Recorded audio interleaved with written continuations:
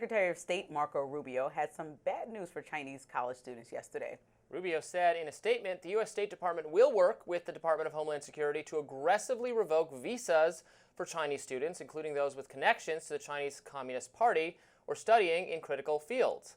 We will also revise visa criteria to enhance scrutiny of all future visa applications from the People's Republic of China and also Hong Kong.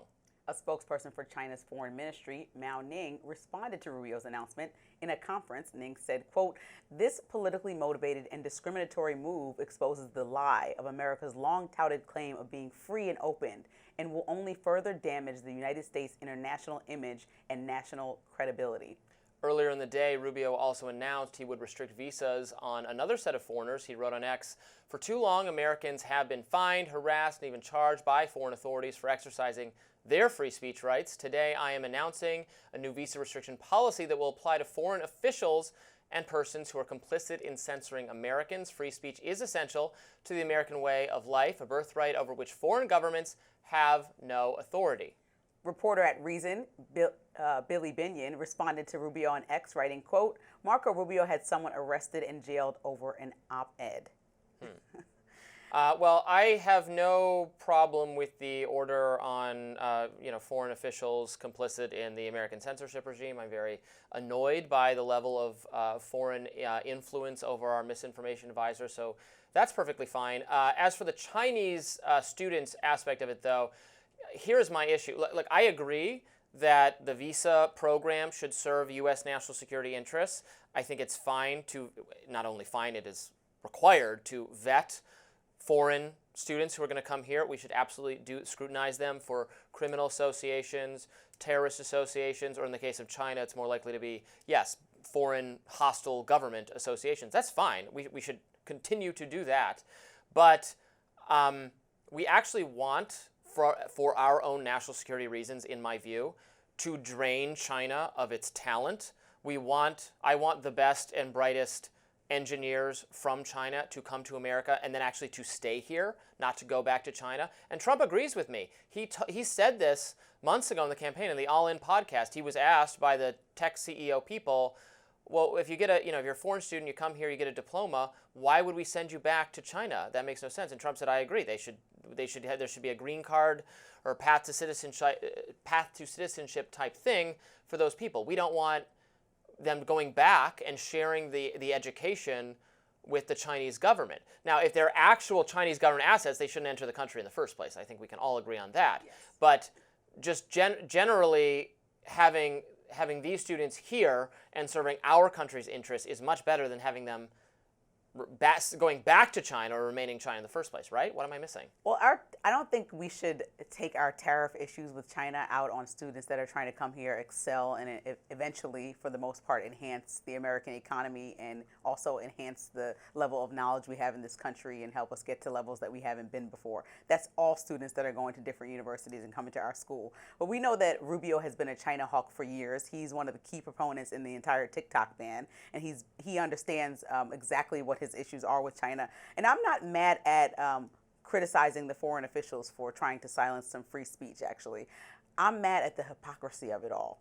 I'm actually looking at the selective application of how we honor free speech. You know, you can't say you're defending free speech while also banning foreign students for their views. You can't say that you're supporting free speech and don't like foreign people doing it, but we are cracking down on Harvard because of precisely that. And I think that there's a disconnect between what we actually want to see done and what usually Republicans stand for, which is less censorship, right? And now all the things that the Trump administration is doing, with Rubio being one of the top players, somebody who's even being looked at for potential next president. And so he's really speaking for Trump in everything that he does. And I think that there's just obviously a huge disconnect in what they're trying to accomplish here, because it doesn't look like it's all aligned. And I like consistency. Mm-hmm. I like consistency, and it doesn't seem consistent. Well, I like consistency very much. We don't really get that from either party. I'm sad to say that I don't think free speech or censorship is a Republican or a Democratic issue. It's just the government is always hypocritical on this. A lot of catastrophic harm was done by the Biden administration. I was almost taken aback by the extent of the social media-based censorship enforced by agents of the government under the Biden administration. I was very glad when President Trump taking office decreed an end to that, said there'll be no more of that kind of thing. That is good. But you're right that the crackdown on students' speech rights, while a little bit murky because students who are not U.S. citizens might not have all the same rights in all the same cases. It's not, immigration is a civil procedure, not a criminal offense. They're shielded in a criminal sense from prosecution because the First Amendment constrains the federal government's behavior on that front. It doesn't mean every single person who wants to come here is just allowed to come here and say whatever they want in all circumstances. There can be vetting of them for these. There should be vetting of them for these associations. We can make decisions about who gets to come here, but also that's different. Once you're here, there are certain protections you actually have. And so I'm all for doing more vetting to make sure people are only coming here if they're going to serve to strengthen our great nation. I am all on board with that. But I don't think a policy of maximum restriction actually does work in favor of our national security. And I'm becoming just as much of a China hawk as anyone else. It's really a bipartisan issue. It's not. Democrats and Republicans are I think, correctly worried about China's power and influence, and I don't want the next century to be run by China whatsoever. I cannot have the government that unleashed COVID on us be the paramount superpower. I think that's unconscionable, and we can't let that happen.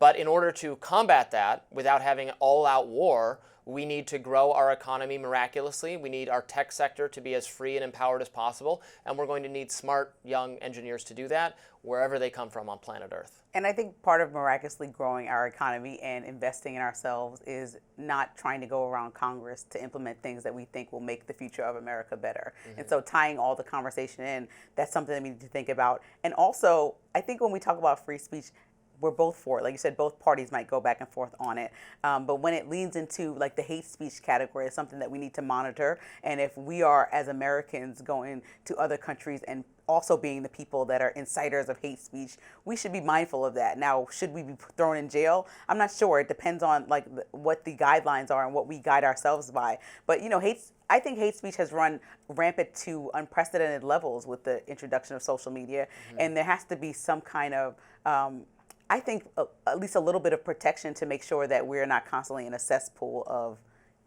just bad treatment of each other and really condescension that leads to actual violence. Well, so we have to remember that there's like levels. Speak against that. I don't think the government should do anything about it, but we can disdain the uncivil nature of modern conversation. So is Trump undermining his own Department of Government efficiency? Hear from his former advisor, Elon Musk, next.